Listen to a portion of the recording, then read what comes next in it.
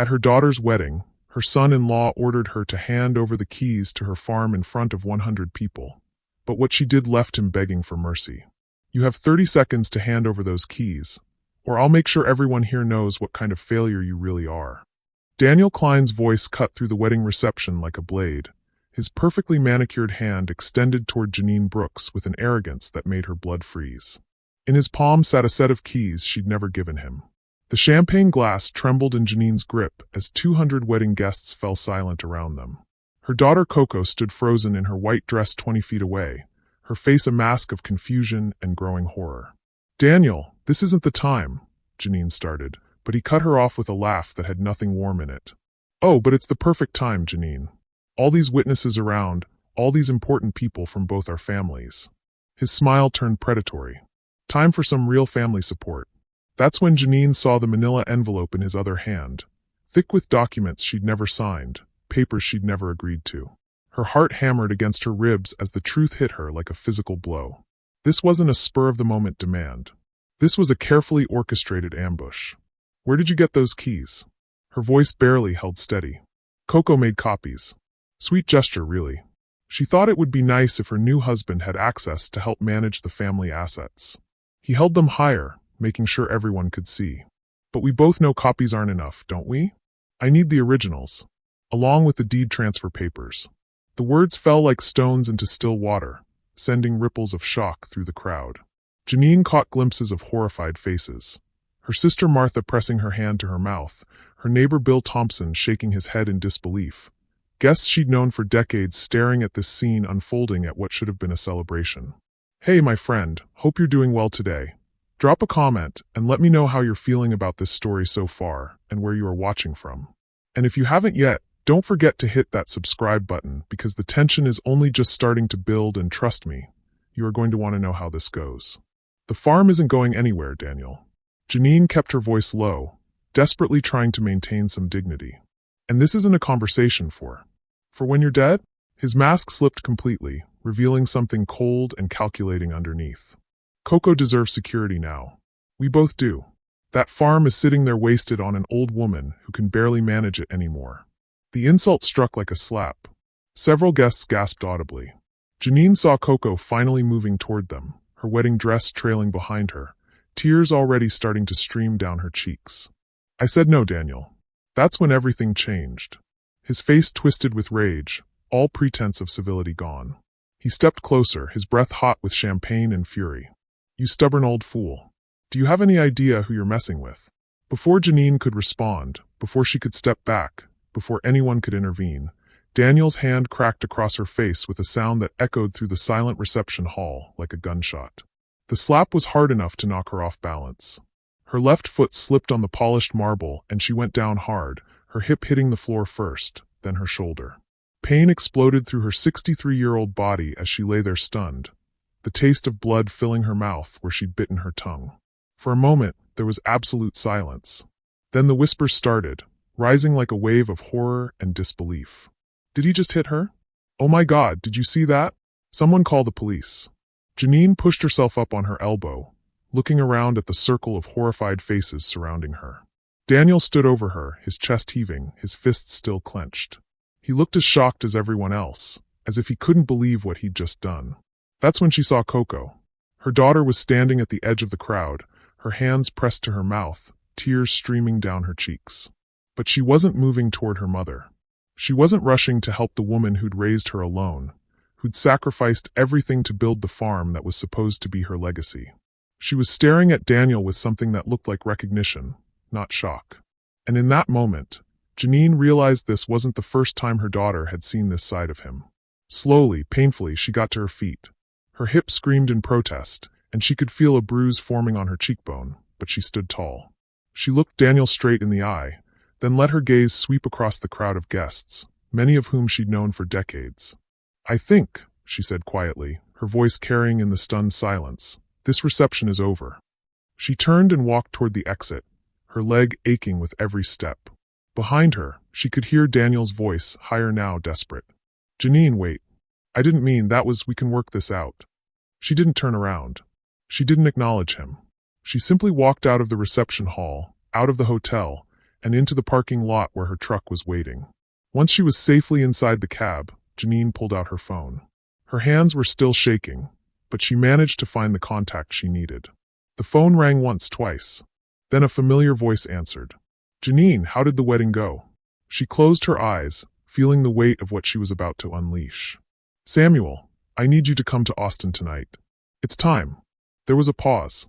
"Are you sure? Once we do this, there's no going back." Janine looked back at the hotel, where she could see figures moving behind the lit windows of the reception hall. Somewhere in there, her daughter was probably crying. Somewhere in there, Daniel was probably trying to explain away what had just happened. Somewhere in there, the life she'd built for the past 25 years was crumbling.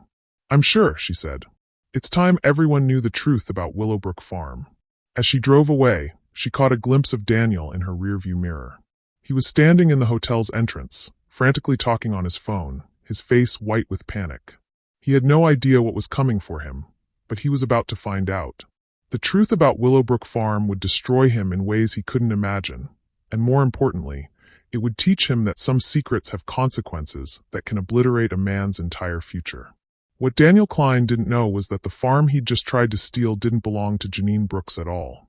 And the people who actually owned it didn't take kindly to threats against their assets, or their people. The drive back to Willowbrook Farm gave Janine too much time to think about how they'd gotten to this point. 25 miles of dark highway stretched before her, and with each mile the memories came flooding back.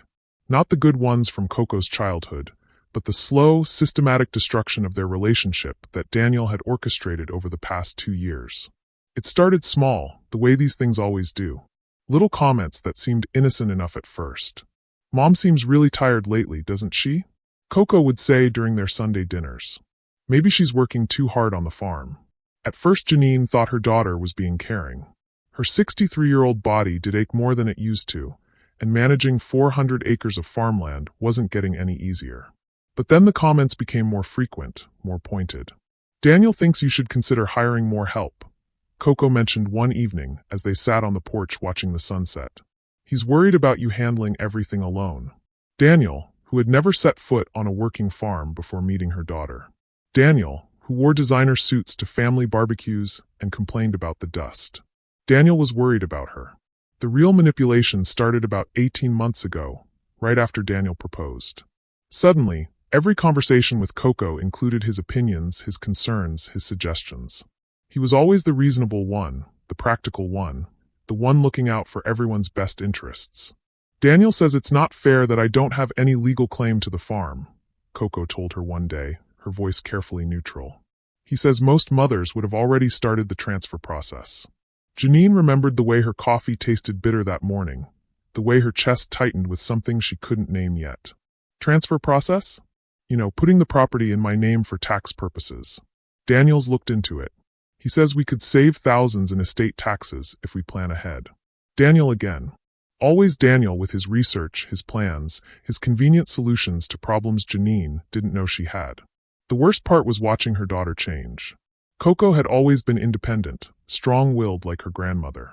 She'd worked summers on the farm, knew every fence line and irrigation system. But gradually, Daniel's voice started coming out of her mouth. "Mom, you're being stubborn about this farm thing," she said during one particularly tense dinner. "Daniel just wants to help. He has experience with property management." Property management. As if Willowbrook Farm was just another real estate investment. As if the land Janine's family had worked since 1952 was just a business asset to be optimized. "What kind of experience?" Janine asked, though she already knew the answer would disappoint her. "He manages several rental properties in Austin. He knows about land values, market trends, that sort of thing." That sort of thing. Not the kind that involved getting up at 5 every morning to check the irrigation systems. Not the kind that meant repairing equipment in 100-degree heat or losing sleep during drought years, praying the wells wouldn't run dry. The pressure intensified after they got engaged. Daniel started showing up uninvited, usually when Koko wasn't around. He'd walk around the property with his phone out, taking pictures, asking questions about acreage and water rights. "Just curious," he'd say with that practiced smile. Trying to understand Koko's heritage. But heritage wasn't what he was calculating. Janine caught him on the phone one afternoon, standing by the equipment barn and talking to someone about land comps and development potential. When he saw her approaching, he ended the call quickly. "Business call," he explained. "You know how it is." Janine didn't know how it was. She'd never made a business call standing in someone else's barn without permission. The lies started small, too. Daniel would tell Koko that Janine had agreed to things she'd never agreed to, that she'd said things she'd never said. "Mom told Daniel she's ready to slow down," Koko informed her one Sunday. "She's excited about having you take over more of the operations." Janine stared at her daughter across the dinner table, searching her face for any sign that she knew this wasn't true. But Koko believed him. She wanted to believe him. "When did I say that?" Janine asked carefully. "Last week, when you two talked by the south field. Daniel said you seemed relieved to have someone to share the burden with." Janine remembered that conversation. Daniel had cornered her while she was checking the fence line, asking pointed questions about profit margins and operating costs. She'd given him short answers and walked away as soon as she could. Somehow, he'd interpreted her politeness as enthusiasm for his involvement. The gaslighting escalated from there. According to Daniel, Janine was always saying things she didn't remember saying, agreeing to things she'd never agreed to. Koko started looking at her with concern, as if she was becoming forgetful, unreliable. "Are you feeling okay, Mom?" she asked one evening, after Daniel had claimed Janine promised to show him the property survey maps. "You seem a little confused lately." Confused. That's what Daniel wanted her daughter to think, that her mother was losing her grip, becoming a burden, maybe even becoming dangerous to herself and others. The truth was, Janine was more alert than she'd been in years. She started paying attention to every word Daniel said, every claim he made, every story he told. She started taking notes, keeping track of his lies. And she started making phone calls. The first call was to her lawyer, Jim Patterson, who'd handled her affairs for 15 years. "Has anyone contacted you about transferring the farm property?" she asked him. "No, Janine. Should someone have?" "Daniel Klein, Koko's fiancé. He's been telling her that property transfers are common for tax purposes." There was a long pause. "Janine, you know the situation with the farm, right?" "That's not exactly accurate." She knew the situation. She'd known it for 25 years, but Daniel didn't know it, and neither did Koko. She'd been carrying that secret alone since her husband died, protecting her daughter from a truth that would have complicated her life unnecessarily. "I think it's time to make some calls, Jim." "Are you sure?" "Once we start this process." "I'm sure." The second call was harder. Samuel Burrell had been her contact for 25 years, checking in quarterly, managing the financial aspects of her position. He was surprised to hear from her outside their normal schedule. "Is everything all right, Janine? I think it's time to reveal the arrangement. My daughter's getting married to someone who doesn't understand the situation. That's a big decision." "Are you certain?" Janine thought about Daniel's hands on her daughter, his voice in her ear, his plans for property that wasn't hers to give. "I'm certain." The third call was the most difficult. Dr. Patricia Santos had been their family physician for 10 years. She delivered Koko, helped Janine through the darkest period after her husband's death. "Patricia, I need you to do something for me. I need a complete physical and cognitive evaluation." "Janine, you just had your annual physical 3 months ago. Everything was fine." "I know, but I need documentation. Official documentation that I'm mentally competent and physically capable." There was a pause. "Is someone suggesting otherwise?" Janine explained the situation as carefully as she could, how Daniel was painting her as confused, forgetful, unable to manage her responsibilities. How Koko was starting to believe it. "That son of a," Patricia said, her professional demeanor slipping. "Excuse my language, but that's emotional abuse. Textbook manipulation. Can you help me? I'll do you one better. I'll run every test in the book. Blood work, cognitive assessment, physical capability evaluation. When I'm done, you'll have documentation that you're sharper than most 40-year-olds." The results came back exactly as Patricia predicted. Perfect blood pressure, excellent cognitive function, physical capabilities well above average for her age group. Janine kept the medical reports in her safe, along with the other documents that would soon become very important. But she made one mistake during those months of preparation. She underestimated how far Daniel would go to get what he wanted. She thought he'd keep pushing, gradually wearing her down with patience and persistence. She thought he'd continue the psychological campaign, slowly convincing Koko that her mother was becoming unreliable. She never imagined he'd try to humiliate her publicly at his own wedding. She never thought he'd be desperate enough to demand the farm keys in front of 200 witnesses. And she certainly never expected him to hit her. That slap changed everything. It moved up her timeline by months, forced her hand in a way she hadn't planned. But maybe that was for the best. Maybe it was time for Daniel to learn that some secrets are worth keeping, and some lies have consequences he could never imagine. As Janine pulled into the farm driveway, she could see her phone lighting up with missed calls. Koko, probably. Maybe Daniel. Definitely people who'd witnessed what happened at the reception and wanted to know what came next. But there was only one call she cared about making. She dialed Samuel's number again as she sat in her truck, looking out at the land she'd protected for 25 years. Samuel, it's Janine again. How soon can you get the board members to Austin? If it's urgent, I can have them here by tomorrow morning. She touched her swollen cheek, felt the ache in her hip where she'd hit the marble floor. It's urgent. Daniel Klein just made the biggest mistake of his life. It's time he learned who really owns Willowbrook Farm. The truth about Willowbrook Farm began 25 years ago on the worst day of Janine's life. Her husband Robert had been fighting cancer for 18 months, and they'd spent their life savings on treatments that ultimately couldn't save him. She was sitting in the hospital billing office, staring at invoices totaling over $200,000 when the farm foreman found her there. Mrs. Brooks, he said, his hat in his hands. I'm real sorry to bother you at a time like this, but we got a problem. The problem was drought, the worst in 30 years. Their crops were failing, their wells were running dry, and they had no money left to drill new ones. The bank was already circling, talking about foreclosure. Robert was gone, Koko was only 8 years old, and Janine was about to lose everything her family had built since 1952. That's when Samuel Burrell knocked on her door. She'd never forget that evening. She was sitting on the porch, watching the sunset over land that might not be hers much longer, when a black sedan pulled up the drive. A man in an expensive suit got out, carrying a leather briefcase, and wearing the kind of confident expression that comes with serious money. Mrs. Brooks, I'm Samuel Burrell, representing the Heritage Land Preservation Trust. I understand you might be interested in a business arrangement. Janine was too exhausted to be polite. If you're here to make a lowball offer on my farm, you can save us both some time. Actually, he said, settling into the porch chair beside her without invitation, I'm here to offer you something quite different. A chance to keep your farm and solve your financial problems permanently. He opened his briefcase and pulled out a thick contract. Heritage specializes in agricultural preservation. We buy farms and ranches from families in crisis, then lease them back to the original owners for management. You keep your home, your livelihood, your legacy. We handle the finances. Janine was skeptical. What's the catch? No catch. You become our farm manager. We pay you a generous salary, cover all operating expenses, and handle improvements and expansions. From the outside, nothing changes. You're still Janine Brooks running the Brooks family farm. But legally, the property belongs to Heritage. For how long?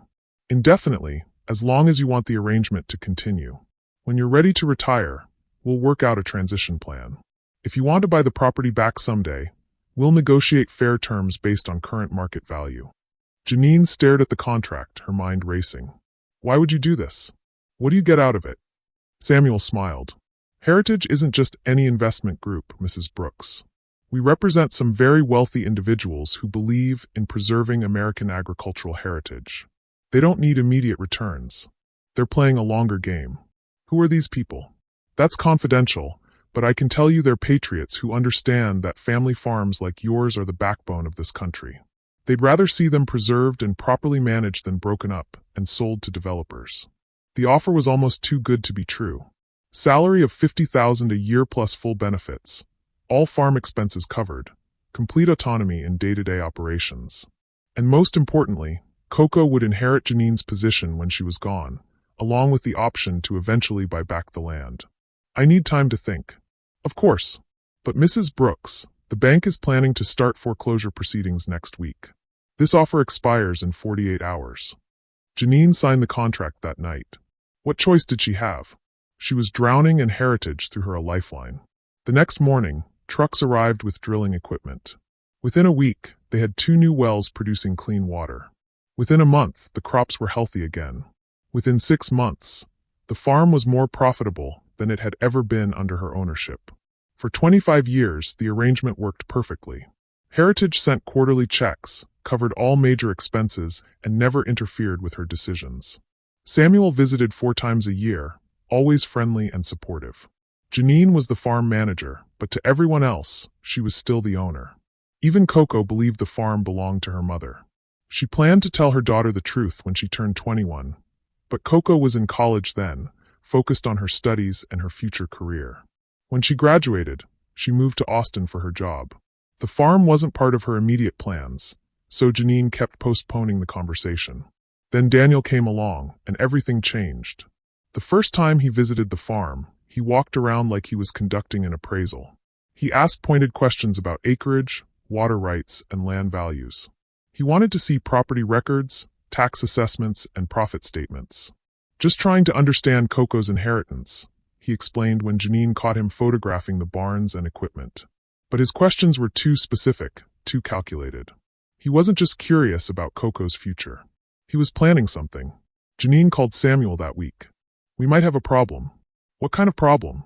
"Koko's boyfriend is asking a lot of questions about the property. He's pushing for information I can't give him without revealing the arrangement." "How serious is the relationship?" "Serious enough that he's talking about marriage." There was a long pause. "Janine, you know the terms of the contract. If anyone outside the family discovers the true ownership structure, Heritage has the right to terminate the arrangement immediately." She knew. She'd read that clause dozens of times over the years. It was Heritage's protection against publicity or legal complications. If word got out that wealthy investors were secretly buying family farms, it could create political problems they wanted to avoid. "What are my options?"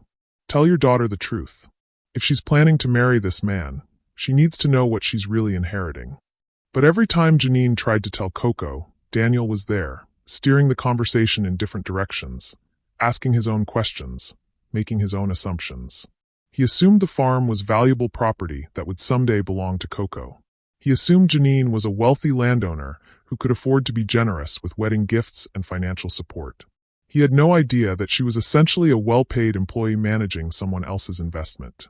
The pressure intensified after they got engaged. Daniel started making comments about improvements he envisioned for the property. He talked about subdividing fields, developing recreational facilities, maybe even selling off parcels for residential development. "This place has incredible potential," he told her one afternoon, standing on the hilltop overlooking the main house. "With the right marketing, we could turn this into an agritourism destination. Wedding venue, corporate retreats, that sort of thing." Janine's blood ran cold. The Heritage contract specifically prohibited any commercial development without board approval. Daniel was planning to turn a working farm into a tourist attraction. "That's not really my vision for the place," she told him carefully. "Well, it won't be your decision much longer, will it?" He smiled, but there was steel in his voice. "Once Koko and I are married, we'll be the ones making those choices." That's when Janine realized Daniel wasn't just planning to inherit the farm. He was planning to take it over while she was still alive.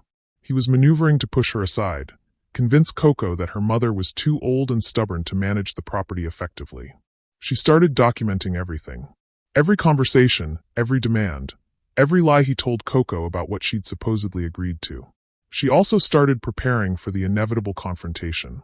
The medical evaluation was just the beginning. She also had her lawyer prepare a complete dossier on Daniel Klein, his credit history, his business dealings, his previous relationships. What they found wasn't pretty. Daniel had a pattern of targeting women with assets. His first serious relationship had ended when the woman discovered he'd been secretly borrowing against her inherited property. His business partnerships consistently failed, leaving his partners holding the debt while Daniel moved on to new opportunities. But the most damaging information came from his current employer. Daniel was facing an internal investigation for questionable expense reports and unauthorized use of company resources. He was likely to be fired within the next 6 months. He was desperate, and desperate men do dangerous things. Janine should have told Koko everything before the wedding. She should have sat her down and explained the whole situation, from the Heritage contract to Daniel's financial problems. But she kept hoping her daughter would see through his manipulation on her own. She kept believing that her smart, independent daughter would recognize what was happening. Instead, Daniel escalated to public humiliation and physical violence. He forced her hand in the worst possible way, in front of the worst possible audience.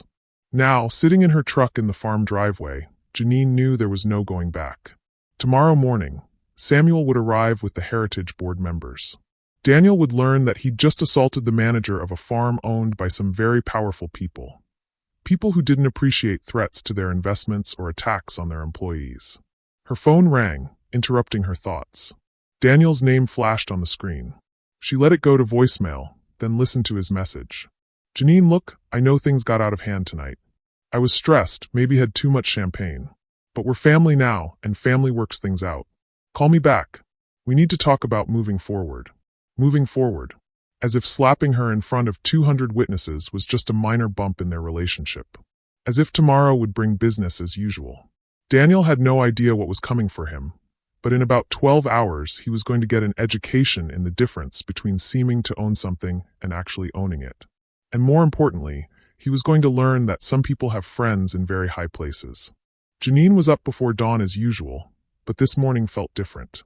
Every sound seemed amplified, the coffee maker gurgling, her boots on the hardwood floor, the distant lowing of cattle in the east pasture. Today was the day Daniel Klein would learn that some secrets have consequences. Samuel called at 6:15. We're about an hour out from the farm. The board members flew in from Dallas, Denver, and Phoenix. They're not happy about being pulled away from their schedules, but when I explained the situation, they agreed this needed immediate attention. How much should I tell them about Daniel? Everything. They'll want to understand exactly what kind of threat we're dealing with. Janine spent the next hour preparing. She pulled out all her documentation, the medical reports proving her competency, the legal assessment of Daniel's character and financial situation, the recordings she'd made of their conversations over the past year. Everything that would paint a complete picture of what had been happening. At 7:30, 3 black SUVs pulled up the farm road, kicking up dust in the morning sun. She watched from the kitchen window as 6 people got out, all wearing business attire that looked out of place against the backdrop of cornfields and oak trees. Samuel led the group, looking exactly the same as he had 25 years ago. Beside him walked a woman in her 60s with silver hair and the bearing of someone accustomed to being the smartest person in the room. The others were men in their 50s and 60s, all carrying themselves with the quiet confidence that comes from real power. Janine, Samuel said as they approached the porch, I'd like you to meet the Heritage Board. Margaret Caldwell, Chairwoman. James Burrell, Chief Financial Officer. David Miller, Legal Counsel. Thomas Wright, Operations Director. And Patricia Lloyd, Risk Management. She shook hands with each of them, noting their firm grips and direct eye contact. These weren't people who wasted time on pleasantries. Mrs. Brooks, Margaret Caldwell said, her voice crisp and professional. Samuel has briefed us on the situation. We understand you've been threatened and physically assaulted by someone attempting to gain control of this property. That's correct. And this person believes you own the farm outright? He does. So does my daughter. I've maintained the fiction for 25 years, as required by the contract. David Miller opened a briefcase and pulled out a tablet. We've been doing our own research on Daniel Klein since Samuel called yesterday. What we found is disturbing. He turned the tablet toward her, showing a detailed financial profile. Mr. Klein is heavily in debt, credit cards, personal loans, and what appears to be gambling obligations to some unsavory individuals. He owes approximately $120,000 to various creditors. Margaret Caldwell picked up the thread. More concerning is his employment situation. Our contacts at his firm confirm he's under investigation for embezzlement. He's been using company credit cards for personal expenses and billing clients for work that was never performed. They're planning to fire him next week. Patricia Lloyd added, he likely knows it's coming, which explains his desperation to secure assets through marriage. Janine felt a sick twist in her stomach. Does Koko know any of this?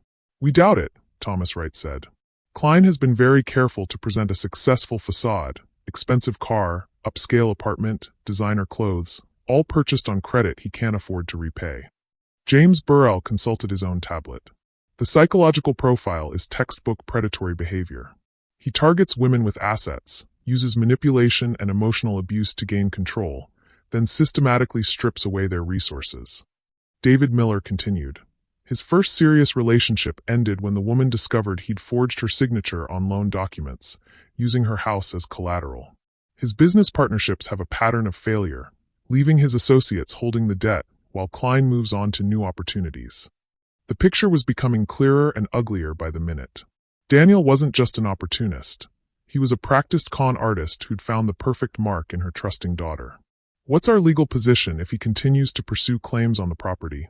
Janine asked. David Miller smiled coldly. Non-existent. He has no standing whatsoever. The property belongs to Heritage, operated under a management contract with you. Even if you were legitimately married to your daughter, even if you wanted to transfer your management rights to them, he would need approval from this board. Which he'll never get, Margaret Caldwell said firmly. More importantly, Patricia Lloyd added, his assault on you last night was witnessed by over 200 people.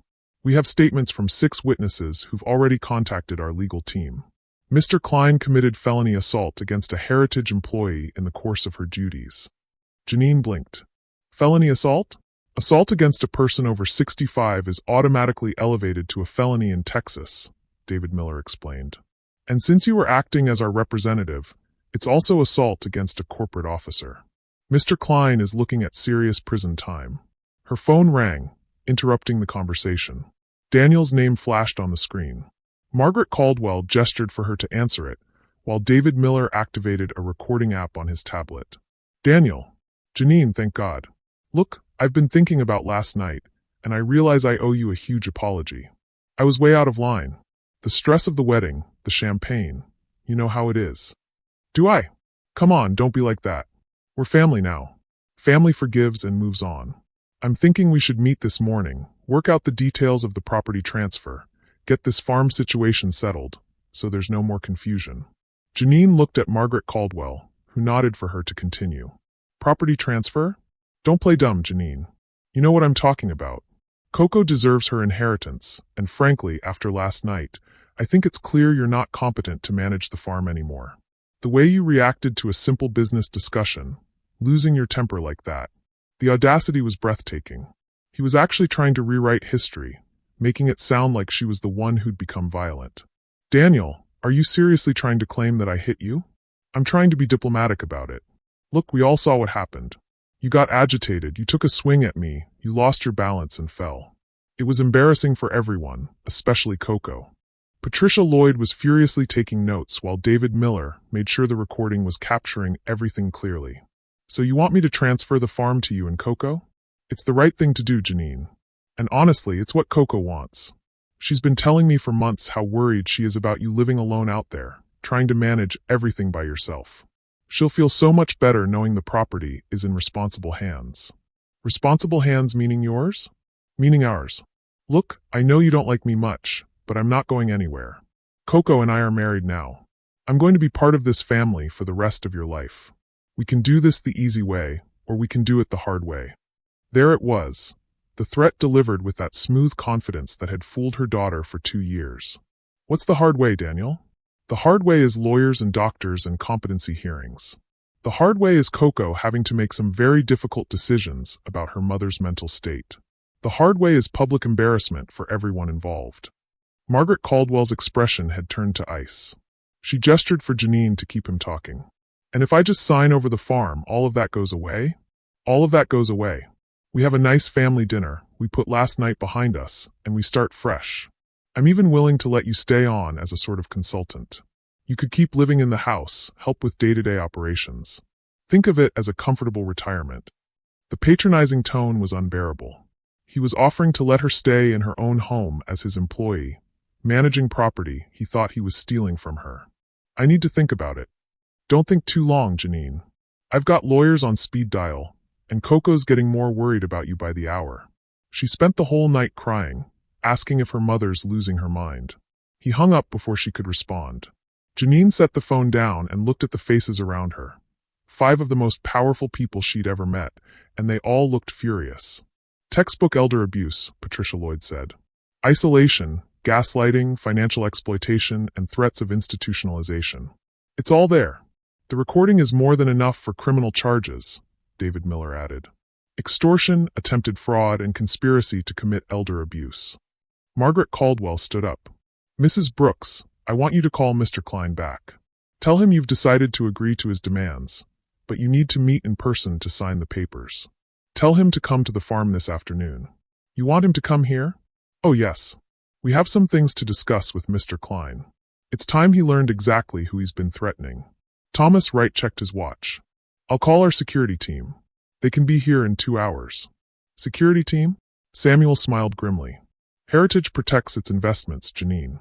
And more importantly, we protect our people. Mr. Klein assaulted one of our employees and attempted to defraud one of our properties. That requires a response. Janine thought about Koko, probably sitting in some hotel room right now, confused and heartbroken, believing that her mother had somehow caused the disaster at her wedding. She thought about all the lies Daniel had told her, all the ways he'd twisted her love for her mother into doubt and worry. What about my daughter? She doesn't know any of this. She will, Margaret Caldwell said firmly. After we're finished with Mr. Klein, we'll sit down with your daughter and explain everything. The truth about the farm, the truth about her husband, and the truth about what he's been doing to both of you. Janine's phone buzzed with a text message from Daniel. Noon at the farm. Bring the deed and any other paperwork. Time to make this official. She showed the message to Margaret Caldwell. She smiled, but there was no warmth in it. Perfect. Mr. Klein wants to make things official. We'll be happy to accommodate him. Daniel arrived at the farm 15 minutes early, driving his leased BMW like he owned the place. Janine watched from the kitchen window as he parked near the front porch, adjusting his tie and checking his reflection in the side mirror. He had no idea that 6 of the most powerful people in Texas were watching him from the equipment barn, where they'd positioned themselves with a clear view of the house. The Heritage security team had arrived an hour earlier, 3 former federal agents who now handled sensitive situations for the consortium. They were stationed around the property, invisible but ready. Margaret Caldwell had been very clear about their instructions. Observe, record, and intervene only if Daniel became violent. Remember, she'd told Janine before taking her position in the barn, let him talk. Let him make his demands. Give him enough rope to hang himself legally. Janine opened the front door before Daniel could knock. He strode in with that familiar swagger, carrying a leather briefcase and wearing an expression of barely contained triumph. Janine, he said, not bothering to shake hands. I'm glad you came to your senses. This is really the best thing for everyone. Is it? Absolutely. Koko's relieved that we're finally going to resolve this situation. She was so worried about you after last night. He set his briefcase on the dining table and opened it. Janine stared at the papers he was spreading across her grandmother's dining table. Legal documents he'd obviously prepared in advance, probably weeks ago. This wasn't a spur-of-the-moment decision prompted by stress and champagne. This was a carefully planned operation. You've been preparing for this for a while, she observed. Daniel looked up, startled by the observation. For a moment his mask slipped, and she saw calculation in his eyes. Then he forced a smile. Well, I am a businessman, Janine. I believe in being prepared. After Koko and I got engaged, I started thinking about family assets, estate planning, that sort of thing. Just being responsible. Responsible. Janine sat down across from him, noting the small recording device David Miller had given her, hidden in her shirt pocket. Tell me about responsibility, Daniel. Tell me about your responsibilities to your employer. His hand froze over the documents. What? Your job, Daniel. The one you're about to lose for embezzlement. The color drained from his face. I don't know what you're talking about. Sure you do. Company credit cards used for personal expenses? Billing clients for work you never performed? Your bosses are planning to fire you next week. They're probably filing criminal charges too. Daniel's eyes darted toward the windows, as if he was suddenly aware that they might not be alone. Who told you that? Does it matter? What matters is that Koko doesn't know, does she? She doesn't know about the gambling debts either, or the credit card bills, or the fact that you owe some very dangerous people a lot of money. He stood up abruptly, his chair scraping against the hardwood floor. You've been investigating me. I've been protecting my daughter. The same daughter you've been systematically manipulating for 2 years. Manipulating? His voice rose with genuine outrage. I love Koko. Everything I've done has been for her, for our future together. Everything you've done has been for yourself. You saw a lonely woman with what you thought was a rich mother, and you saw an opportunity. Daniel's composure cracked completely. Rich mother? You think you're rich? This place is mortgaged to the hilt, Janine. I've seen the financial records. You're barely breaking even on this farming operation. The only real asset you have is the land itself. There it was, the admission that he'd been researching her finances, planning to liquidate everything she'd worked for. So you want the land? I want security for my wife. Koko deserves better than worrying about whether her aging mother can keep this place running. He leaned forward, his tone becoming patronizing again. Look, I know you're proud. I know this farm means a lot to you. But be realistic. You're 63 years old, you have no help, and this operation is barely profitable. Sell to a developer, invest the money properly, and everyone wins. Everyone wins. You get financial security for your retirement. Koko gets her inheritance while she's young enough to enjoy it, and I get to take care of both of you the way family should. The way family should. Coming from a man who just admitted he wanted to sell her family's farm to developers. What kind of developer are you thinking about? Daniel's eyes lit up with excitement. He pulled out his phone and started swiping through photos. I've already had some preliminary conversations. There's a group out of Dallas that specializes in luxury residential communities. They're very interested in this location. He turned the phone toward her, showing architectural renderings of a gated community called Willowbrook Estates. 200 houses, a golf course, and a shopping center, all built on what used to be the Brooks family farm. They're offering $3.2 million for the full 400 acres, Daniel continued. Can you imagine, Janine? $3.2 million? You'd never have to worry about money again. Janine studied the renderings, feeling sick. You've already negotiated a price. Preliminary discussions only. I told them I needed to talk to the family first. But yes, they're very motivated. They want to break ground next spring. And you get a commission on the sale? Daniel hesitated just a moment too long. Well, there would be a finder's fee. Standard in these kinds of transactions. How much? 2%. He said it quickly, as if the amount didn't matter. $64,000. But that's not why I'm doing this, Janine. This is about family. $64,000.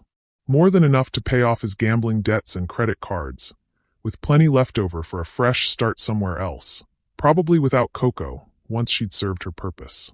What does Koko think about turning her childhood home into a subdivision? Koko wants what's best for you. She trusts me to handle the business side of things. Because you've convinced her that I'm incompetent. Daniel's mask slipped again, revealing a flash of irritation. Because you are acting incompetent. This farm is a losing proposition, and you're too stubborn to admit it. How long do you think you can keep this up? Another 5 years? 10. What happens when you have a heart attack out here alone? What happens when you fall and break your hip?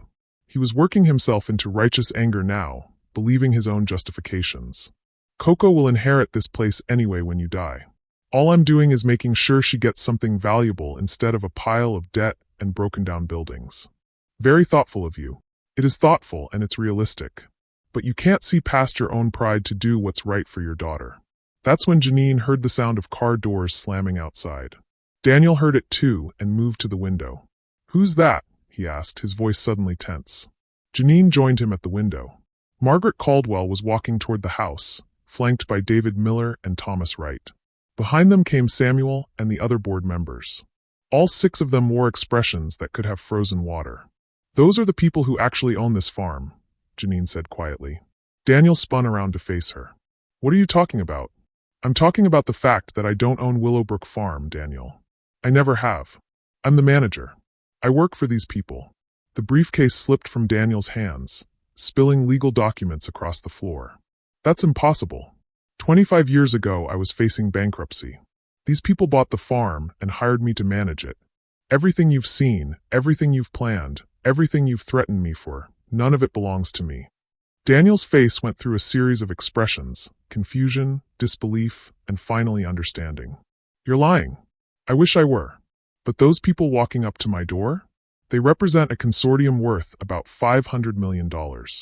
They own farms and agricultural properties across 7 states. And you just spent the last year trying to defraud them. The knock on the door came exactly on cue. Janine opened it to find Margaret Caldwell and her team waiting on the porch. Mrs. Brooks, she said formally, thank you for calling us. I believe you have someone here who wants to discuss property transactions. Daniel was backing toward the far wall, his eyes wide with panic. This is a setup. No, Daniel, Janine said sadly. This is reality. Something you've been avoiding for a very long time. Margaret Caldwell stepped into the room, her presence immediately dominating the space. "Mr. Klein, I presume? I'm Margaret Caldwell, chairwoman of the Heritage Land Preservation Trust. I understand you've been making inquiries about our property." "Your property?" "Willowbrook Farm. 400 acres of prime Texas farmland, purchased by Heritage in 1998. Mrs. Brooks here is our farm manager, and an excellent one." David Miller opened his briefcase and pulled out a thick folder. "We have copies of your conversation this morning, Mr. Klein. Extortion, attempted fraud, conspiracy to commit elder abuse. Quite an impressive list of felonies." Daniel looked frantically around the room, as if searching for an escape route. "You can't prove anything." Thomas Wright held up a small digital recorder. "Actually, we can. Every word recorded with Mrs. Brooks' full cooperation. We also have witness statements from your wedding reception," Patricia Lloyd added, entering the room with the others. "Assault against a senior citizen in front of 200 witnesses. The district attorney is very interested in pursuing charges." Daniel's legs seemed to give out. He slumped into a chair, his head in his hands. "This can't be happening." "Oh, but it is," Margaret Caldwell said coldly. "You see, Mr. Klein, Heritage protects its investments. And more importantly, we protect our people. Mrs. Brooks has served us faithfully for 25 years. When someone threatens her, they threaten us. What do you want?" Daniel's voice was barely a whisper. "We want you to disappear," she said simply. "Permanently from Mrs. Brooks' life, from this property, and from Texas, if you're smart." David Miller placed a document on the table. "This is a restraining order, effective immediately. You are prohibited from contacting Mrs. Brooks, her daughter, or anyone associated with this property. Violation will result in immediate arrest." "You can't do this. Koko is my wife." "Actually," Patricia Lloyd said, checking her tablet, "your marriage may not be valid. Our investigation has revealed some interesting facts about your previous relationships. There's evidence suggesting you never properly divorced your first wife." Daniel's face went white. "That's impossible." "Is it? We'll let the authorities sort that out. In the meantime, you have exactly 1 hour to collect your belongings and leave the state." Margaret Caldwell moved closer, her voice dropping to barely above a whisper. "Mr. Klein, you are a small, pathetic man who preys on vulnerable women. You are exactly the kind of predator we've spent 25 years keeping away from properties like this one." She straightened up, her voice returning to normal volume. "You will not contact Koko.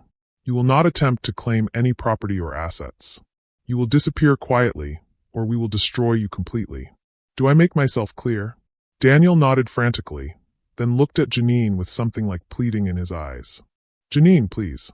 I made mistakes, but I really do love Koko." Janine met his gaze steadily. "If you loved my daughter, you never would have tried to steal her inheritance. You never would have lied to her about me. And you sure as hell never would have hit me at her wedding." The security team appeared in the doorway, 3 large men who somehow made the room feel smaller. "Time to go, Mr. Klein," one of them said politely. Daniel gathered his scattered papers with shaking hands, stuffed them back into his briefcase, and walked toward the door. At the threshold, he turned back one last time. "This isn't over." Margaret Caldwell smiled, but there was no warmth in it whatsoever. "Oh, Mr. Klein, this is very, very over." The silence after Daniel's departure was profound. Janine stood on her porch, watching the dust settle from his BMW as it disappeared down the farm road, knowing she'd never see him again. But the hardest conversation of her life was still ahead.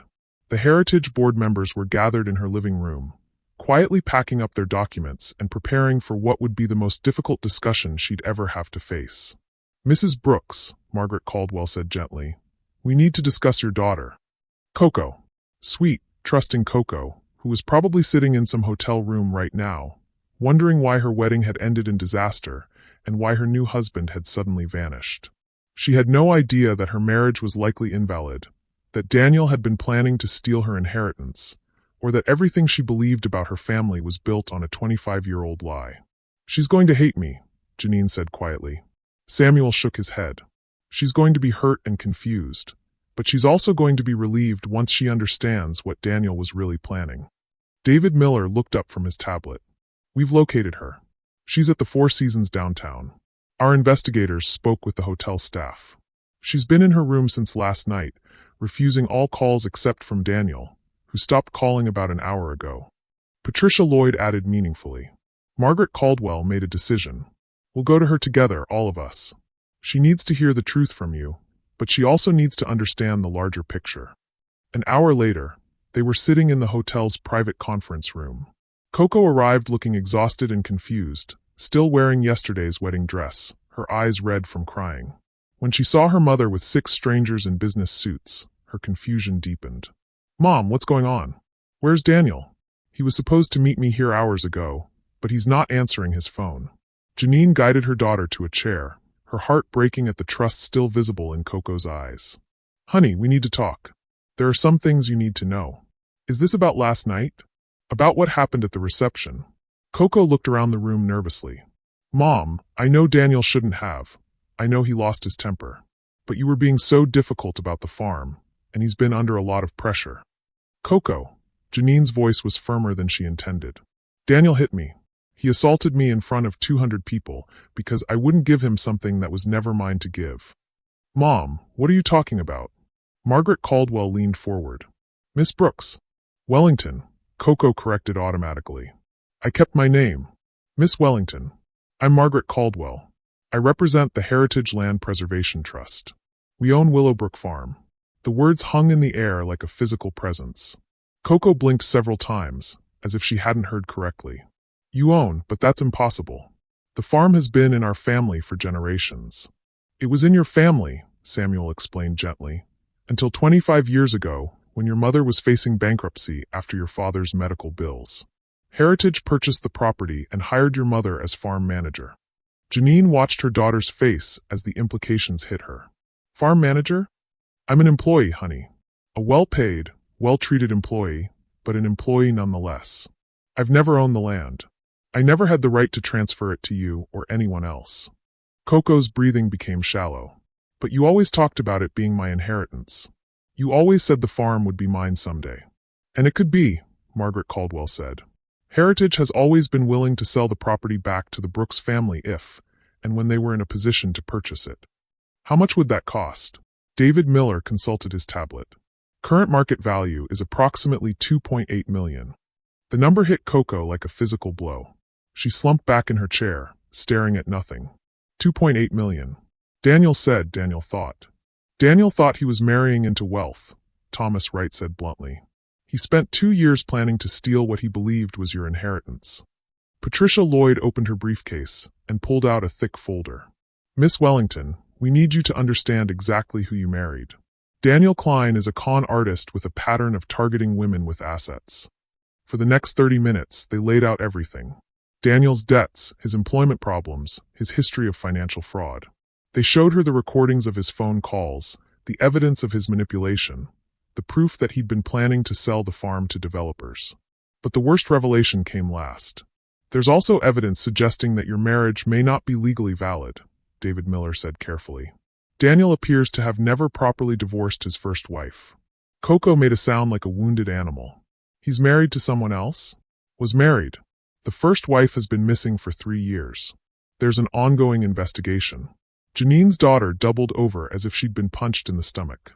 Janine reached for her, but Koko pulled away. "Don't," she whispered. "Just don't." They sat in silence for several minutes. Janine could hear traffic outside, the distant sound of the city continuing its daily business while her daughter's world fell apart in a hotel conference room. Finally, Koko looked up at her mother with eyes full of pain. "Did you know about Daniel? Did you know what he was doing?" "I suspected. I tried to investigate, but I couldn't prove anything until recently." "Why didn't you tell me?" It was the question Janine had been dreading. "Because I hoped you'd see through him on your own. Because I didn't want to be the mother who destroyed her daughter's happiness based on suspicions. Because you were afraid I wouldn't believe you," Koko said quietly. Janine nodded. Koko was quiet for a long time, processing everything she'd learned.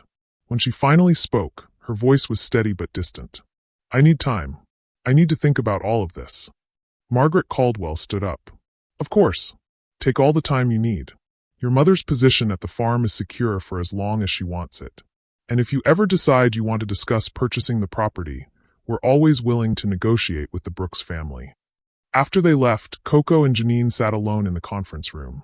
The silence stretched between them, filled with 25 years of secrets and 2 years of manipulation. "I feel so stupid," Koko finally said. "You're not stupid. You're trusting. There's a difference. Is there? I let a stranger convince me that my own mother was losing her mind. I believed Daniel when he said you were becoming forgetful, unstable. I actually started researching assisted living facilities, Mom. I was planning to have you declared incompetent. The confession hit Janine harder than Daniel's slap had. Honey, no, let me finish. I let him poison my relationship with you. I let him make me doubt everything I knew about the woman who raised me, who worked herself to the bone to give me a good life after Dad died. Tears were streaming down her face now. And for what? For a man who saw me as nothing but a path to money he could steal. Janine reached for her daughter's hand, and this time Koko didn't pull away. Daniel was a professional. He knew exactly how to manipulate both of us. But I should have known better. I should have trusted you. They sat holding hands while Koko cried, both of them grieving for different things. Koko was mourning the loss of her marriage, her trust, her sense of judgment.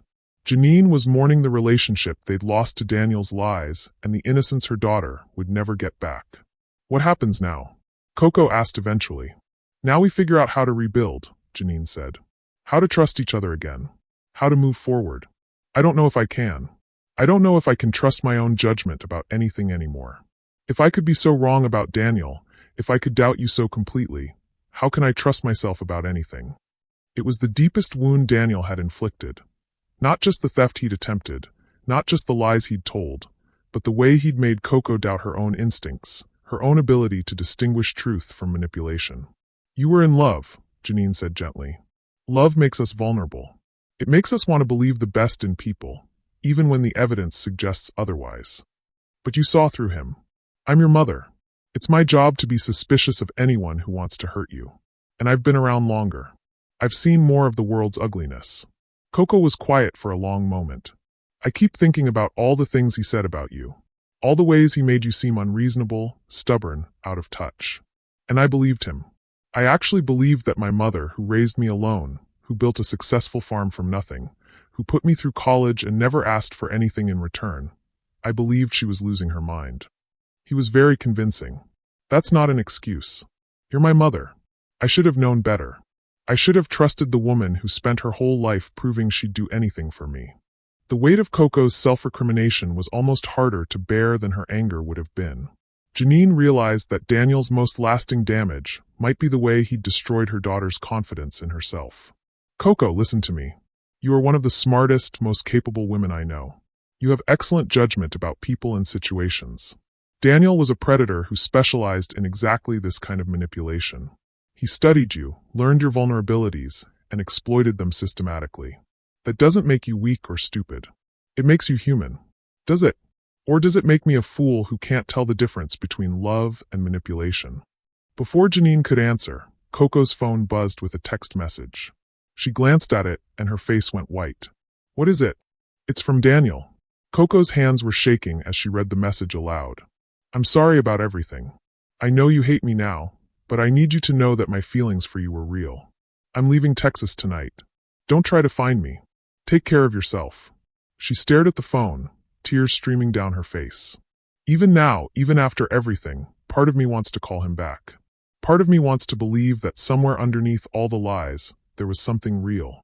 It was the cruelest twist of all, that even knowing the truth about Daniel's manipulation, Koko still felt the pull of the emotions he'd carefully cultivated in her. The love she'd felt might have been built on lies, but the feelings themselves had been real. That's normal, Janine said softly. Love doesn't just disappear because we learn someone betrayed us. It takes time to heal from that kind of betrayal. How much time? How long before I can trust myself again? How long before I can look at someone and not wonder what they're really after? Janine didn't have an answer for that. She didn't know how to repair the damage Daniel had done to her daughter's ability to trust, not just others, but herself. She didn't know how to restore Koko's confidence in her own judgment, her own worth, her own ability to distinguish love from manipulation. All she knew was that they would have to find a way forward together, through the wreckage of everything they'd both believed about their lives, their family, and their future. The road ahead looked darker and more uncertain than anything they'd ever faced together. 3 weeks later, Koko moved back to the farm.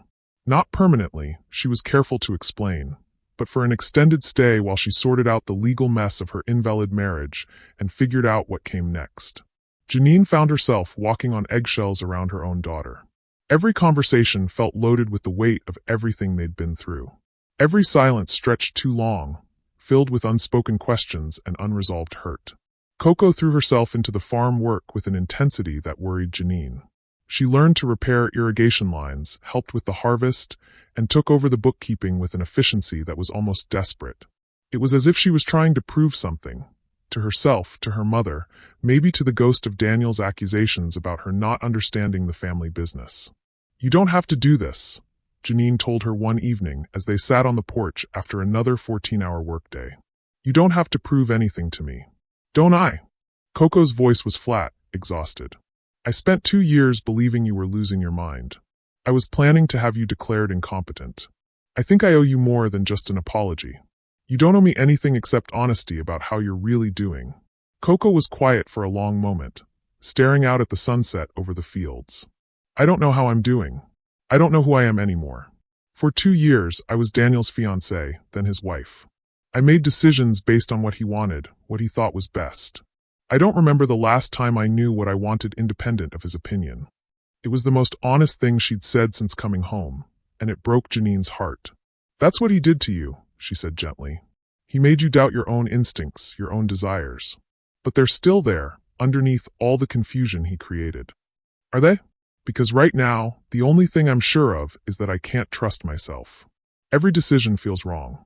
Every instinct feels suspect." The next morning, Janine found Koko in the equipment barn, methodically cleaning tools that were already clean.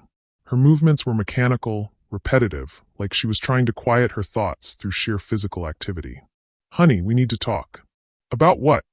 Koko didn't look up from the wrench she was polishing for the 3rd time. "About this. About us. About the fact that you're punishing yourself for something that wasn't your fault. Wasn't it?"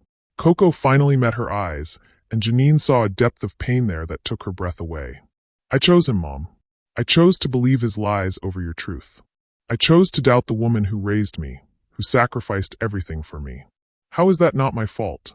Because he was a predator who specialized in exactly this kind of manipulation. Because love makes us vulnerable. Because you're human. Stop making excuses for me." The wrench clattered to the concrete floor as Koko's composure finally cracked. "I'm not some helpless victim. I'm a grown woman who made terrible choices and hurt the person I love most in the world. Stop trying to let me off the hook." "I'm not trying to let you off the hook. I'm trying to help you forgive yourself so we can move forward. What if I don't deserve forgiveness? What if some mistakes are too big to forgive?" There it was, the impossible choice that had been hanging between them for weeks. Forgiveness versus justice. Mercy versus accountability. The question of whether love could survive betrayal, even betrayal born of manipulation. Janine sat down on an overturned crate, looking at her daughter, really looking at her. Koko had lost weight, developed shadows under her eyes, carried herself like someone braced for the next blow. Daniel was gone, but his damage lived on in the way Koko saw herself. "Let me tell you about forgiveness," Janine said quietly. 25 years ago, I made a choice to keep the truth about the farm from you. I told myself I was protecting you, but maybe I was also protecting myself from having to admit I'd failed as a provider, as a wife, as a protector of our family legacy." Koko looked up, surprised by this shift in the conversation. That secret created the opening Daniel needed.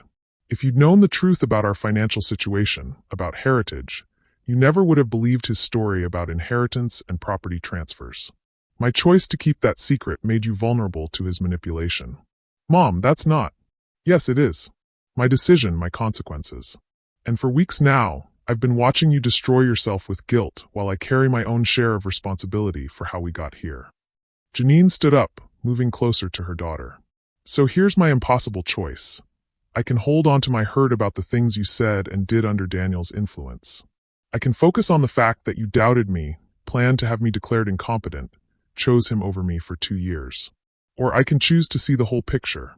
The manipulation, the lies, the systematic erosion of your ability to trust yourself." Tears were streaming down Koko's face now. "What are you saying?" "I'm saying I choose love. I choose forgiveness. I choose to fight for us instead of holding on to hurt. Because the alternative, losing my daughter to guilt and shame, is unacceptable to me. But what I did, what you did was human. What you did was fall in love with someone who lied to you from the very beginning. What you did was trust someone who spent 2 years systematically destroying your relationship with reality. Janine reached for her daughter's hands, and this time Koko didn't pull away. But what you're doing now, punishing yourself, working yourself to exhaustion, refusing to forgive yourself, that's not justice. That's just more damage. And I won't stand by and watch Daniel destroy you from beyond his absence. I don't know how to stop, Koko whispered. I don't know how to forgive myself when I can see so clearly how wrong I was about everything. You start small. You start with accepting that you're not the first person to be fooled by a professional con artist. You start with remembering who you were before Daniel, who you still are underneath all the confusion he created. What if I can't remember? What if he changed me so completely that there's nothing left of who I used to be? It was the question at the heart of everything. Whether Daniel's manipulation had fundamentally altered Koko's identity, or whether her true self was still there, waiting to be rediscovered. Then we'll figure out who you are now, Janine said. Together. Not based on what Daniel wanted you to be, not based on guilt and shame, but based on what you actually want, what actually matters to you. I don't even know where to start. We start with this. Do you want to rebuild our relationship? Do you want to find a way forward together? Because everything else can wait. But I need to know if you're willing to fight for us. Koko was crying openly now, the walls she'd built around herself finally crumbling. Yes. God, yes, I want that more than anything. But I'm so scared, Mom. I'm scared I'll make the wrong choice again. I'm scared I can't trust myself to know what's real and what's manipulation. Then don't trust yourself yet. Trust me. Trust the fact that I know you, that I love you, that I can see who you really are even when you can't. Lean on my judgment until yours heals. Is that enough? Is that enough to rebuild what we had? Janine pulled her daughter into her arms for the first time since the wedding disaster. It's enough to start, and starting is all we need right now. They stood there in the equipment barn, surrounded by the tools of the life they'd built together, holding on to each other and the possibility of healing. Outside, the farm continued its eternal rhythms, seasons turning, crops growing, the land enduring despite the storms that passed over it. There's something else, Koko said eventually, her voice muffled against her mother's shoulder. I've been thinking about buying the farm. From Heritage. Making it ours again, legally. Janine pulled back to look at her daughter's face. Are you sure? That's a big decision. A big financial commitment. I'm sure about this. Maybe it's the only thing I'm sure about right now. This place, this life, it's who I am. It's who we are. Daniel tried to turn it into a commodity, something to be sold and developed. But it's not. It's home. It's our heritage. It's worth fighting for. The board mentioned they'd be willing to negotiate terms. I want to do this, Mom. I want to buy it back. I want to make sure that what Daniel tried to take from us can never be taken again. And I want to do it with you as my partner, not my employee. For the first time since the wedding, Janine saw a flash of the strong, determined woman Koko had been before Daniel's influence. The decision to buy back the farm wasn't just about property ownership. It was about reclaiming her identity, her agency, her right to make choices based on her own values rather than someone else's manipulation. Then that's what we'll do, Janine said. Together. It wasn't a complete healing. That would take time, patience, and more difficult conversations. But it was a beginning. It was a choice to move forward together rather than remaining trapped in the wreckage of what Daniel had tried to destroy. The impossible choice had been made. Love over hurt, forgiveness over resentment, hope over despair. And for the first time in weeks, the future looked like something they could build together rather than something they had to survive alone.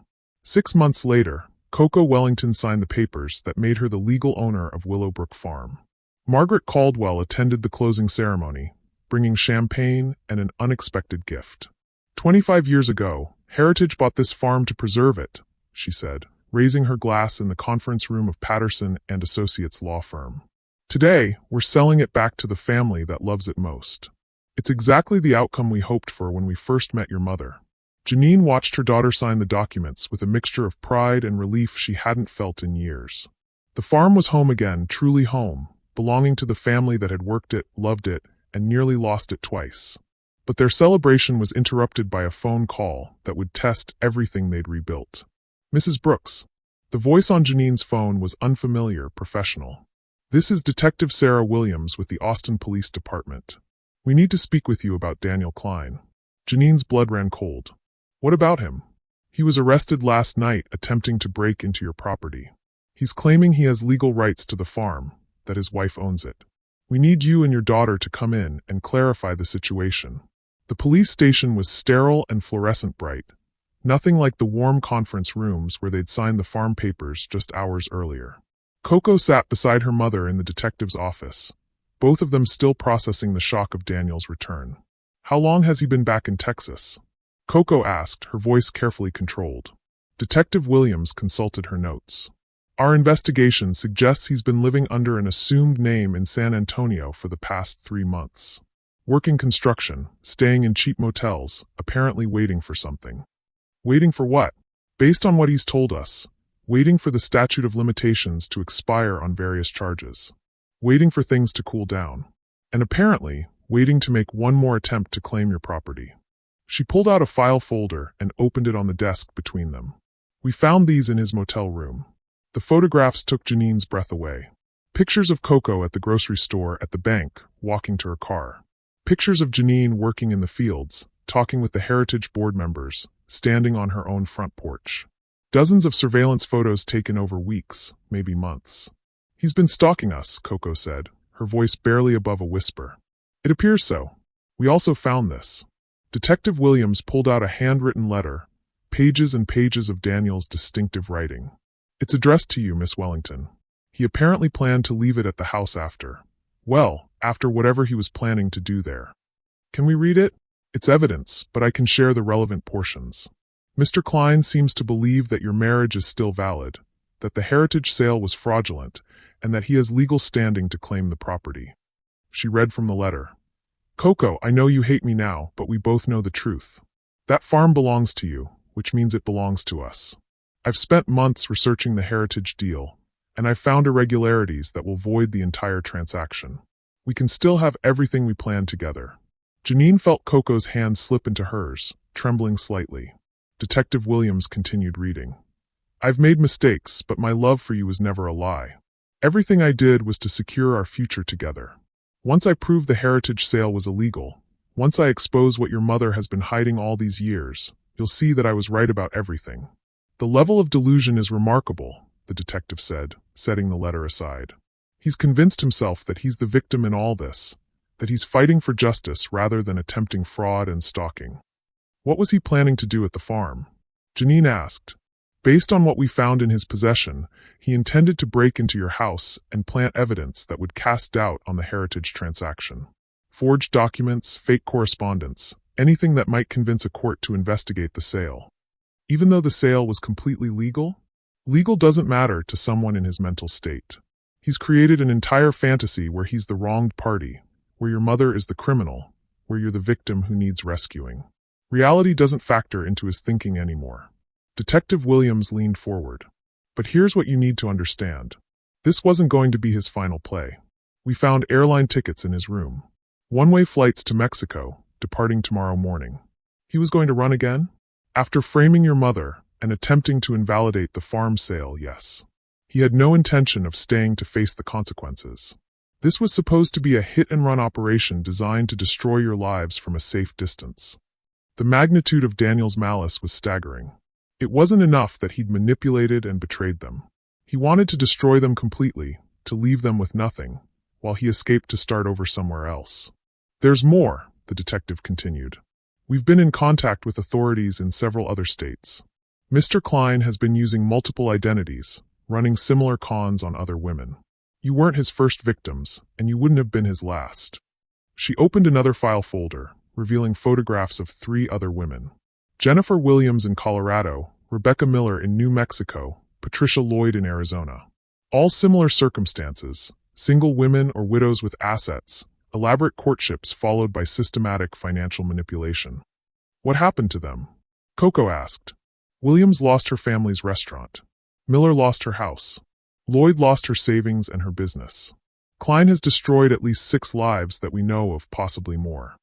Janine stared at the photographs of Daniel's other victims, women who looked eerily similar to her daughter, kind faces, trusting expressions, the sort of people who believed in love and second chances. Women who had no idea they were being hunted by a predator who saw their assets instead of their hearts.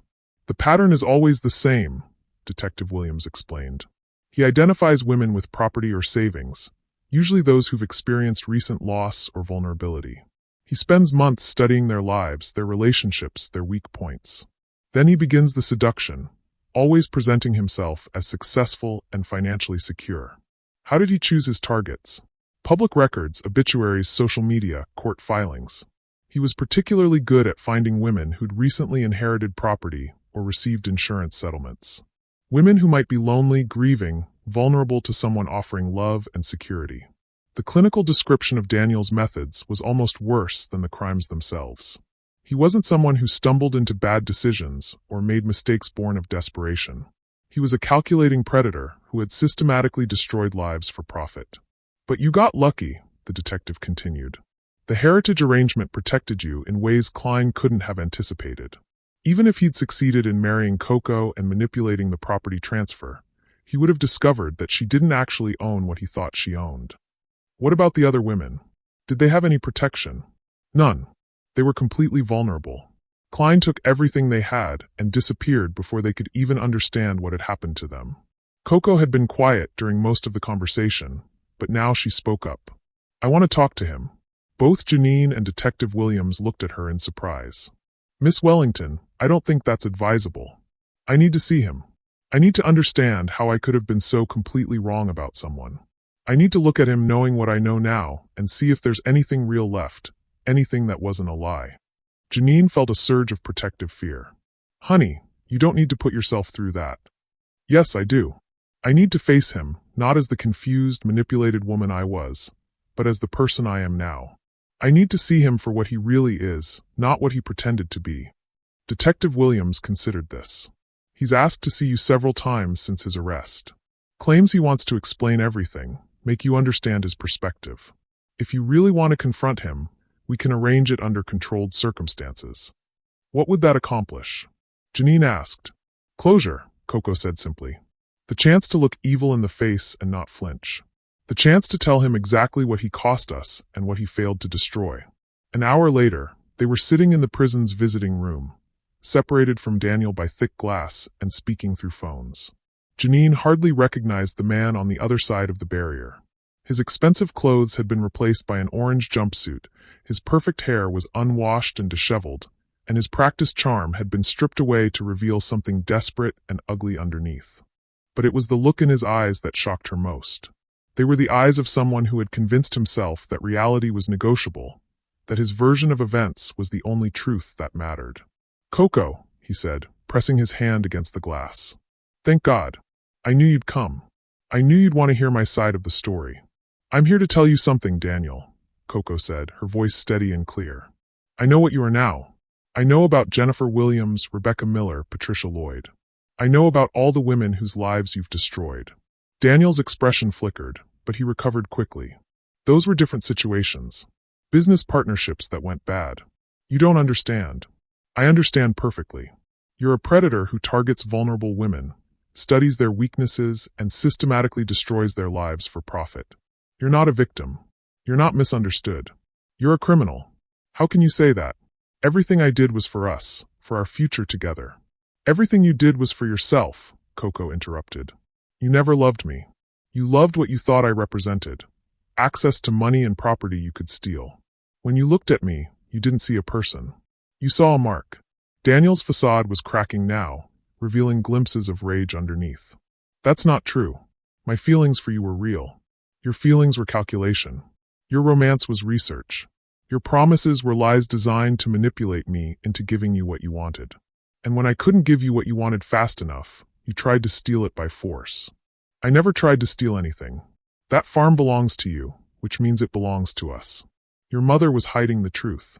My mother was protecting our family legacy. Something you'll never understand, because you've never built anything in your life. You only know how to take, to manipulate, to destroy. Janine watched her daughter face down the man who had nearly destroyed their relationship, and she felt a fierce pride in Koko's strength. This wasn't the confused, guilty woman who had come home after the wedding. This was someone who had rebuilt her confidence, reclaimed her judgment, and refused to be a victim any longer. I want you to know something else, Koko continued. You failed. You failed to steal our farm. You failed to destroy my relationship with my mother. You failed to break my spirit or my ability to trust myself. Everything you tried to take from us, we've reclaimed. Everything you tried to destroy, we've rebuilt stronger than before. This isn't over, Daniel said, his composure finally shattering completely. I have lawyers, I have evidence, I have proof that the heritage deal was fraudulent. You have nothing, Koko said calmly. You have the fantasies of a desperate man facing prison time for stalking, attempted burglary, fraud, and a dozen other charges.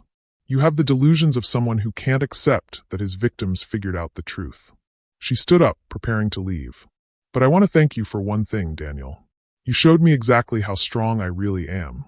You showed me what real love looks like by demonstrating what it doesn't look like. You helped me understand how precious my relationship with my mother is by nearly destroying it. Koko, please. Goodbye, Daniel. I hope you find whatever help you need in prison, but you'll never get another chance to hurt me or anyone else I care about. As they walked out of the prison together, Janine felt something she hadn't experienced since before Daniel entered their lives. Complete peace. Not just the absence of conflict, but the presence of genuine harmony between herself and her daughter. How do you feel? She asked as they reached the parking lot. Free, Koko said simply. For the first time in years, completely free. Free from his influence, free from guilt about what happened, free from doubt about who I really am. And who are you? Koko smiled, and it was the first completely unguarded expression Janine had seen from her since the wedding. I'm Koko Brooks Wellington. I'm a farmer, a daughter, and a survivor. I'm someone who believes in second chances and third chances, and as many chances as it takes for love to heal from betrayal. And I'm someone who will never again let anyone make me doubt the woman who raised me with nothing but love and sacrifice. They drove home to Willowbrook Farm as the sun was setting, painting the sky in shades of gold and orange that reminded Janine of all the evenings she and Koko had spent on the porch, planning dreams and sharing hopes. But this time felt different. This time felt like a new beginning rather than a continuation of something old. Daniel Klein was in prison where he belonged, facing charges that would keep him away from vulnerable women for years to come. The farm belonged to them legally and completely. And most importantly, their relationship had not just survived his attempt to destroy it, it had emerged stronger, more honest, and more unshakable than ever before. Sometimes the greatest victory is not just defeating those who try to harm you, but reclaiming everything they tried to take away. Sometimes the sweetest revenge is simply outlasting the damage and rebuilding something even better than what was lost. 2 years later, Willowbrook Farm was thriving in ways Janine had never imagined possible. The heritage arrangement had ended not with loss, but with the best possible outcome. The land had returned to the family that understood its true value. Koko had kept her promise. She'd bought back every acre, every building, every piece of equipment. But more than that, she'd transformed the operation into something that honored both tradition and innovation. The farm now hosted a small farmers market on weekends, sold organic produce to restaurants in Austin, and offered educational tours to school groups wanting to understand where their food came from. You've built something beautiful here, Margaret Caldwell said during her final visit as Heritage's representative. She was officially transferring the last of the management documents, closing the books on their 25-year relationship. Your mother would be proud of what you've accomplished. Janine looked around at the bustling farm operation. Koko directing the installation of new solar panels, workers harvesting the fall vegetable crop, children from the local elementary school learning about sustainable agriculture. It was everything she'd dreamed of but never dared to hope for. We couldn't have done any of this without Heritage's support, she told Margaret. You saved our legacy when we couldn't save it ourselves. And you preserved it when we couldn't. That's what partnerships are supposed to accomplish. Everyone wins. As Margaret's car disappeared down the farm road for the last time, Janine felt a complex mix of emotions. Gratitude for the safety net Heritage had provided, pride in what she and Koko had rebuilt together, and something she hadn't expected, anticipation for what came next. No more quarterly reports, Koko said, joining her mother on the porch where this whole journey had begun 25 years earlier. No more management contracts. It's all ours now, completely and legally. How does it feel? Scary. Exciting. Right. Koko settled into the chair beside her mother, the same chairs where they'd planned dreams and weathered storms for decades. I keep thinking about what Daniel said, about this place being wasted on us. About how we didn't understand its potential. Do you ever regret not selling to those developers? Koko laughed, a sound that still made Janine's heart lift every time she heard it. Look around, Mom. We're feeding families with clean, healthy food. We're teaching kids where vegetables come from. We're preserving farmland in an area that's losing it every day to suburban development. How is that wasted potential? It was a rhetorical question, but it highlighted how completely Koko had reclaimed her sense of values and purpose. Daniel had tried to convince her that worth was measured in dollars, that success meant maximizing profit regardless of cost. But she'd rediscovered that true wealth came from meaningful work, from contributing to something larger than yourself, from building rather than just taking. Their evening routine had evolved over the past 2 years. After the day's work was done, they'd sit on the porch and talk about everything: business decisions, family memories, plans for the future, reflections on the past. It was during one of these conversations that Koko brought up the subject Janine had been wondering about but afraid to raise. I've been thinking about dating again, she said, not looking at her mother, focusing instead on the sunset painting the sky in familiar shades of gold and orange. Janine's protective instincts flared, but she kept her voice neutral. How do you feel about that? Terrified, Koko admitted, but also hopeful. I spent so long thinking Daniel had broken my ability to trust people, to judge character, to recognize love from manipulation. But the truth is, he only damaged those things temporarily. They're healing. What changed? You. Us. This place. Working together, rebuilding together, choosing to trust each other even when it was hard. I realized that my ability to love and trust isn't gone. It's just more careful now. More selective. Maybe that's not such a bad thing. Janine smiled. Maybe not. There's this guy, actually. He's been coming to our farmer's market for months. Tom Peterson, he's a veterinarian, has a practice about 20 miles from here. He always asks about the chickens, wants to know about our organic feed program. Last week he asked if I'd like to have coffee sometime. What did you tell him? I told him yes. But I also told him that I'm not in any hurry, that I need to take things slow, that I have some trust issues to work through. He said he understood. He said he's had his own share of heartbreak and believes that good things are worth waiting for. It was a small step, but it represented something huge. Koko's willingness to risk vulnerability again, to believe that not everyone who showed interest in her was a predator, that love was still possible even after betrayal. When is this coffee date? Janine asked. Next Saturday. Just coffee. In town, at the cafe where everyone can see us. Koko laughed. I'm not taking any chances with isolated meetings or romantic dinners. At least not yet. That sounds wise. They sat in comfortable silence for a while, watching the last light fade over the fields they'd fought so hard to keep. The farm was peaceful now, settled into its rhythms, secure in ways it had never been during Janine's childhood or even during the heritage years. Mom, Koko said eventually, I've been thinking about something else too. What's that? I want to expand the educational programs. Maybe start a scholarship fund for kids from farming families who want to study agriculture.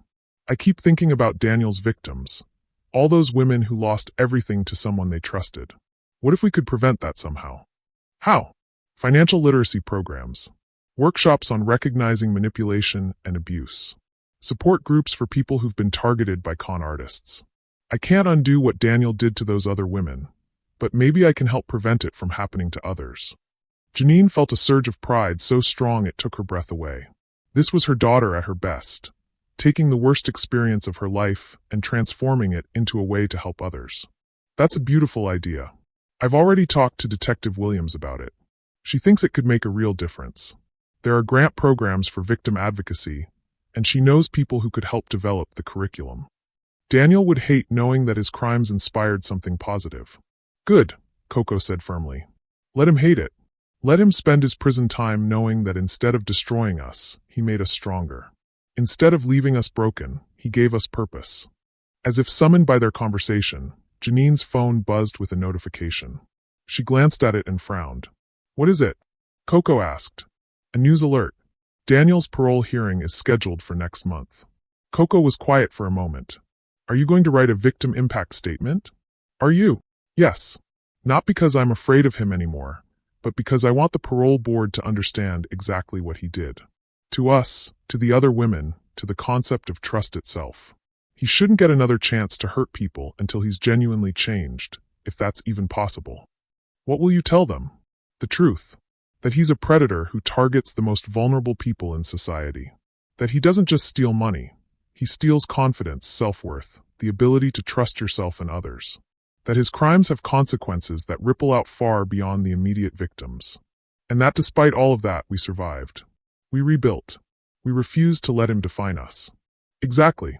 They sat together as darkness settled over the farm, mother and daughter united not just by blood, but by shared survival, shared purpose, shared hope for the future. The lights of the farmhouse glowed warm and welcoming behind them, a beacon of home in a world that could sometimes seem full of people like Daniel Klein.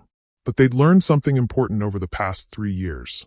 For every predator, there were dozens of good people.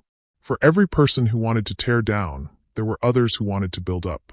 For every Daniel Klein, there were Tom Petersons and Margaret Caldwells and Detective Williamses. People who chose kindness, integrity, and genuine care for others. You know what I realized? Koko said as they prepared to go inside. What? Daniel thought he was so smart, so calculating. He thought he understood people, could manipulate anyone. But he never understood the most important thing of all. Which was that real love, the kind between you and me, the kind that exists in healthy families and genuine friendships. That kind of love is actually stronger than manipulation. It can survive betrayal, overcome lies, heal from trauma. He could damage it temporarily, but he could never destroy it completely. Because it's built on truth instead of lies. Because it's built on choice instead of coercion. Every day we choose to love each other, trust each other, support each other. That's not something someone can fake or exploit forever. Eventually, the truth comes out. As they walked toward the house together, Janine reflected on the long journey that had brought them to this moment. 3 years ago, she'd thought losing the farm would be the worst thing that could happen. 2 years ago, she'd thought losing her daughter's trust would be even worse. She'd been wrong about both things. The worst thing would have been giving up, on the farm, on each other, on the possibility that love could triumph over manipulation and healing could emerge from betrayal. But they hadn't given up. They'd fought for what mattered, forgiven what could be forgiven, and rebuilt what had been damaged. They'd learned that sometimes the most important battles aren't against external enemies, but against the internal damage those enemies leave behind. And sometimes, if you're very lucky and very stubborn and very committed to love over fear, you discover that what emerges from the wreckage is stronger and more beautiful than what existed before. The porch lights illuminated their path as they climbed the steps together, ready for whatever tomorrow would bring. Behind them, Willowbrook Farm stretched out under a canopy of stars, peaceful and productive and utterly, completely theirs. Have you ever had someone in your life try to make you doubt your own judgment about someone you love?